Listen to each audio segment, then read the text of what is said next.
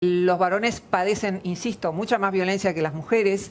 Un problema que hay con el tema del acoso es que no definimos qué entendemos por acoso sexual y ahora también eso se traslada a la violación. O sea, incluso mujeres que se quejaban porque su marido quería tener más sexo que ella, lo denunciaban cuando ya era ex por violación. Entonces, me parece que tenemos que preservar garantías constitucionales básicas como son la presunción de inocencia. No vivimos en una ordalía medieval. Hay 10.000 violadores en las cárceles argentinas.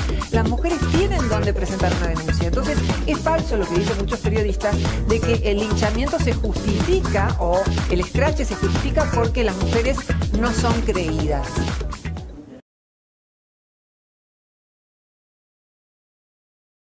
Bueno, yo me dedico a la filosofía y desde hace algún tiempo empecé a ver que la data que maneja el feminismo no cerraba, hacía agua por todos lados. Un poco eso le pasó a Christina Hoff Sommers, que es una filósofa norteamericana también, que publicó un libro que se llama ¿Quién se robó el feminismo? En inglés, ¿no? Who Stole Feminism? Y allí ella divide el feminismo en dos, el feminismo corporativo, que es aquel que brega por ventajas para las mujeres, y el feminismo de la igualdad, que es el que tiene que ver con los derechos humanos. Es el que tiene en cuenta que si los varones están perjudicados en algún dominio, eso también hay que atenderlo porque pertenece justamente al dominio de los derechos individuales, de los derechos civiles. Bien, te escuchamos atentamente, antes de juzgar, vamos a escuchar, que es un paso necesario. Digamos, ¿con qué dialogás imaginariamente o realmente y discutís en tus artículos en el diario, en los diarios que hemos leído últimamente? ¿Cuáles son las observaciones por las cuales vos decís se puede hacer feminismo científico? Que un poco invita al dato duro, supongo, este adjetivo científico. Yo en un comienzo traté de dialogar con el feminismo, con algunas figuras bastante conocidas del feminismo. Cuando vi que el diálogo era imposible decir, mira, yo tengo acá un estudio científico que me da una data distinta. La brecha salarial no es desigual paga por el mismo trabajo. Es que las mujeres cuando son madres trabajan menos horas, quieren trabajar menos horas, la mayoría quiere hacer un trabajo parcial. Y así como esa data era problemática, otras también se cerraba la puerta. A ver, vos cuestionaste un par de afirmaciones medio cerradas y contundentes, y es: las mujeres padecen a igual posición menos salario, y hay un techo de cristal en las organizaciones por las cuales las mujeres llegan hasta determinado cargo o posición y después no pueden romper ese techo y llegar hasta el vértice de la pirámide. Claro, el feminismo hegemónico cree que hay discriminación y que por eso las mujeres no escalan en los puestos de poder. Hay bastante evidencia de que, relacionado con lo anterior que dije, cuando las mujeres son madres pueden trabajar menos tiempo y eso supone también no trabajar tan intensamente como para escalar en las posiciones de poder. Pero además hay otras explicaciones complementarias que sería muy largo detallar porque no tienen que ver solo con fenómenos culturales, por las cuales los varones tienden a ser más competitivos, por las cuales cuando las mujeres tienen que responder una encuesta en la que tienen que decir cuánto desean ganar, dicen que quieren ganar menos que los varones. Las mujeres quieren pero pará, ya empecemos a como meter algunas cositas. Ahí una feminista te diría, eso es que introyectaron el patriarcado. El problema del patriarcado, que yo creo que es un mito, creo que ya no vivimos en un patriarcado, es que no tiene lo que se llaman hipótesis falsables. Vos, para saber si existe algo en términos científicos, lo que tenés que hacer es traducir eso a, por ejemplo, los reclamos más importantes del feminismo. Por ejemplo, que hay brecha salarial, hay evidencia de que no, que hay techo de cristal, que a las mujeres no las dejan seguir carreras técnicas como física, matemáticas. Bueno, es que eligen eso. Hay una paradoja que se llama la paradoja de la igualdad, y es que en los países con mayor igualdad de género, Noruega, Suecia, todos los países escandinavos, hay menos mujeres en puestos jerárquicos porque como están mejor económicamente pueden quedarse más tiempo en su casa cuando son madres. Hay menos mujeres que cursan esas carreras técnicas porque siguen lo que les gusta, que son carreras, termino esto, focalizadas en personas y no en objetos como las carreras técnicas. No se trata de eso, Roxana, de debatir y cambiar esos parámetros culturales. A lo mejor la mujer se queda más tiempo en la casa cuidando a su hijo y a lo mejor también es tarea del hombre quedarse el mismo tiempo en la casa cuidando a su hijo, y esto le permite a la mujer tener más tiempo en el ámbito laboral. Por supuesto, hay cambios que es necesario hacer. No estamos diciendo acá que la mujer tiene que volver a la esfera doméstica. Lo que estamos diciendo es que, según la data que tenemos, el 80% o más de los varones ya no quiere esa mujer que se queda solo en la casa. Y la mujer tampoco quiere quedarse en general solo en la casa. Pero hay bastante evidencia de que cuando pueden darse ese lujo, las madres, que son la mayoría de las mujeres, más de la mitad, prefieren trabajar menos porque la faena de criar un hijo es muy muy pesada, es muy dura, y entonces prefieren eso y también prefieren tener una vida con roles más distribuidos. Por ejemplo, para las mujeres en promedio, siempre hablamos, es más importante tener una vida social, no dedicar solamente su tiempo a trabajar, que es lo que hacen mucho más los varones, porque justamente hay, en el hecho de que seamos el quinto primate, un estilo muy competitivo en general en los varones que tiene que ver con encontrar un lugar en el estatus y socializar con grupos más amplios. Las mujeres tienden a socializar con grupos más pequeños. Entonces, para resumir, tenemos que diferenciar lo que es discriminación de lo que es preferencia de la mujer. La mujer... Insisto con esto y te dejo que Pablo quiere preguntarte.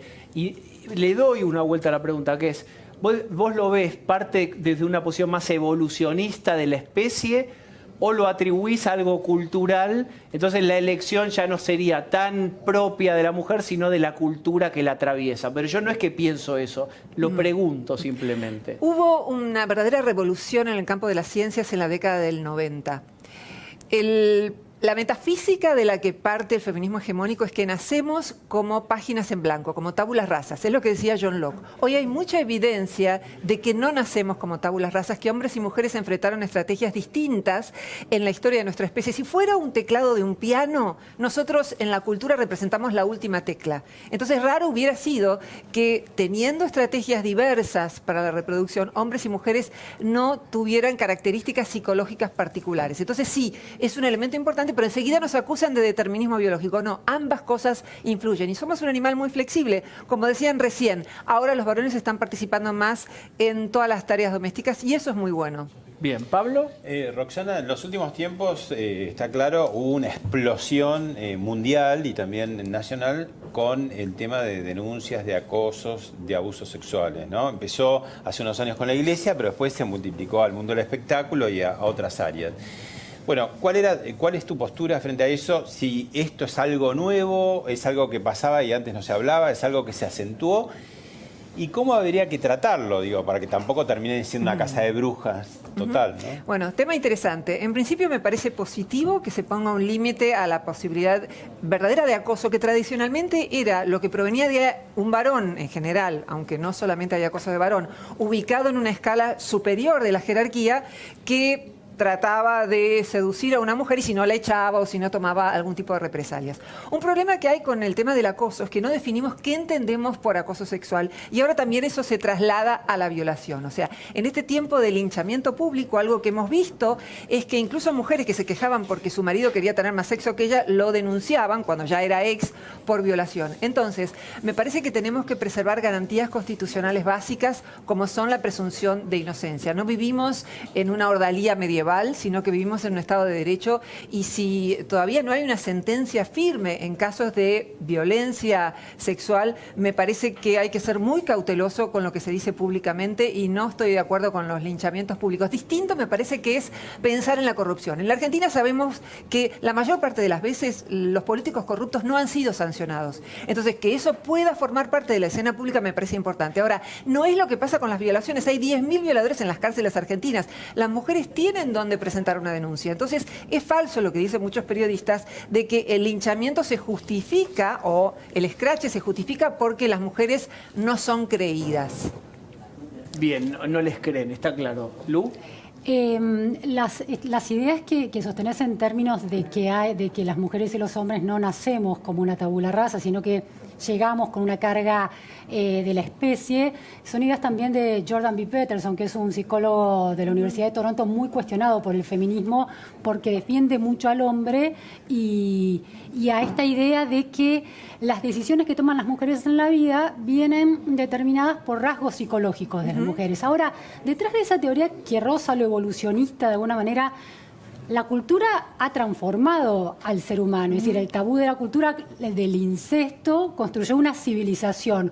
¿Por qué no pensar que la cultura también puede moldear una sociedad mucho más igualitaria de hombres y mujeres que todavía no ha llegado a ese techo interesante de igualdad? Estamos plenamente de acuerdo que la cultura puede moldear una sociedad muchísimo mejor y de hecho es lo que se ha producido en la historia de la cultura. Lo que tenemos es que tener en cuenta que también somos animales y que también traemos algunos rasgos psicológicos que no son reductibles a la cultura. El más importante es el que tiene que ver con que en promedio la mayoría de las mujeres encuentran más atractivo trabajar con personas y con lo vivo en general.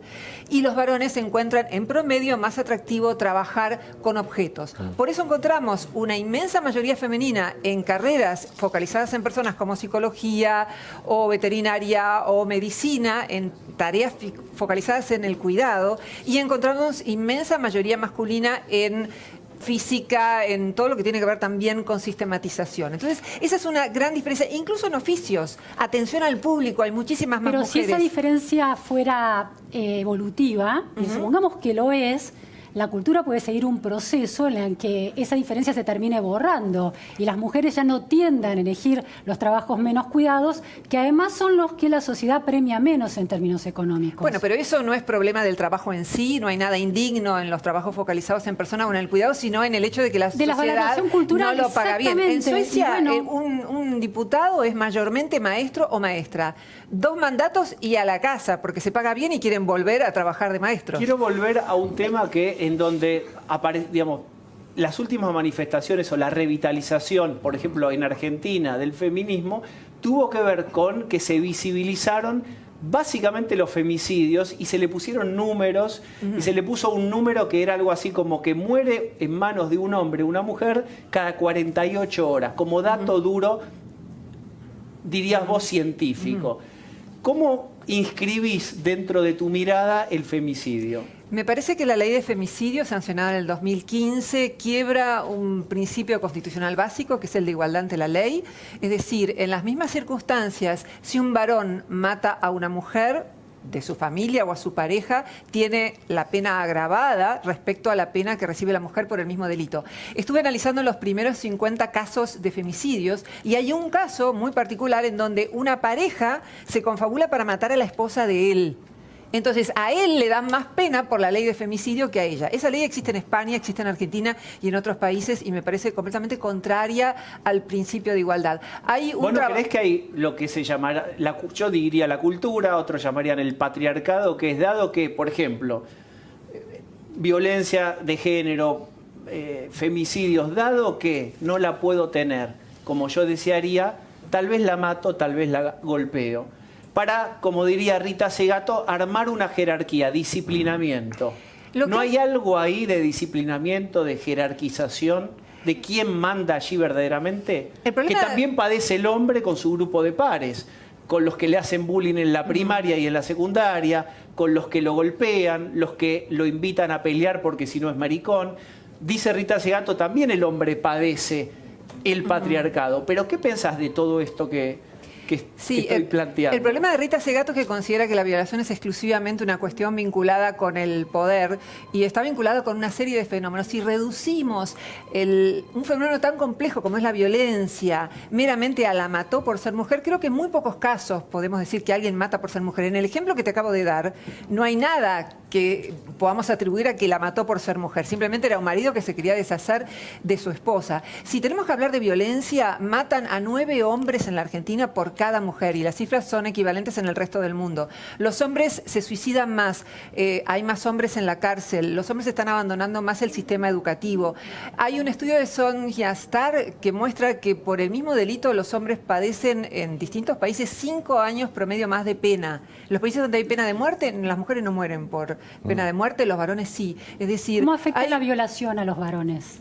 ¿Cuántos varones, cuál es la tasa de violación de hombres comparado con mujeres? Por supuesto que hay más violación de... Bueno, pero el problema es ahí el siguiente. Mujeres, o sea, hay muchos menores violados, varones, y hay muchos violados en las cárceles. En Estados Unidos hay más varones violados que mujeres, porque tienen 1.200.000 personas en las cárceles. Es el país del mundo con más presos por cantidad de habitantes. Pero eso sobre la población carcelaria, no sobre la población total. Sobre la población carcelaria. Ahora, un problema es que cuando se dice que también la muerte de varones es un problema, El argumento feminista es, bueno, pero lo mató otro varón, que sería equivalente a decir, no importa que muera un negro en el Bronx, porque total lo mató otro negro. Es decir, si vamos a juzgar la acción de una persona desde el punto de vista judicial y ético, no podemos juzgar una acción individual en función del colectivo al que pertenece.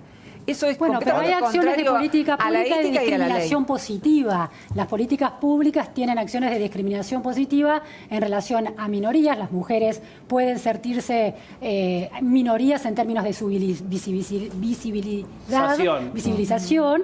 Entonces la justicia considera que se tiene que ser considerado como un grupo particular cuando es agredido por un hombre. Si ¿Cómo lo fundamentás eso? Bueno, que hay un delito que no es denunciado porque la justicia no le ha dado el espacio suficiente y está infradenunciado el delito de violación y abuso. ¿Qué podemos decir que no ha sido denunciado?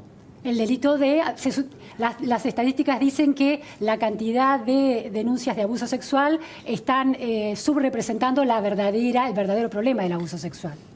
Que hay más. Bueno, pero eso ocurre en cualquier orden, digamos, que hay más casos sancionados. Una gran mentira del feminismo es que las denuncias falsas son una pequeña minoría, pero esas denuncias falsas son sentencias de denuncias falsas. Lo que no se tiene en cuenta ahí son todos los casos que se desestiman por falta de evidencias o por falta de tiempo, porque los jueces están sobrecargados de casos. Pero eso es un problema de una justicia patriarcal. Esperen, pero pará. Eso no es evidencia que sea patriarcal, porque los varones padecen, insisto, mucha más violencia que las mujeres y eso no corresponde a una confabulación de varones para oprimir a la mujer. Salió, y digo esto muy brevemente, hace 4 días un estudio de 143 países que muestra que en los países que están mejor en términos económicos hay un 70% de circunstancias en las que los hombres están desaventajados. Por ejemplo, en educación, por ejemplo, en salud, por ejemplo, en tiempo de vida. Y en los países que están peor en lo económico, las que están más perjudicadas son las mujeres. Y en los países que están mejor, que son los escandinavos, ahí hay más paridad. Tenemos que te vamos a tener que volver a invitar porque obviamente hay un montón de tweets. La verdad que cargas un tema fuerte, no sé cómo te irán las redes o el cuero cuán duro lo tenés, porque estamos en un clima de época que estaría en las antípodas de lo que vos planteás. Es interesante escucharte.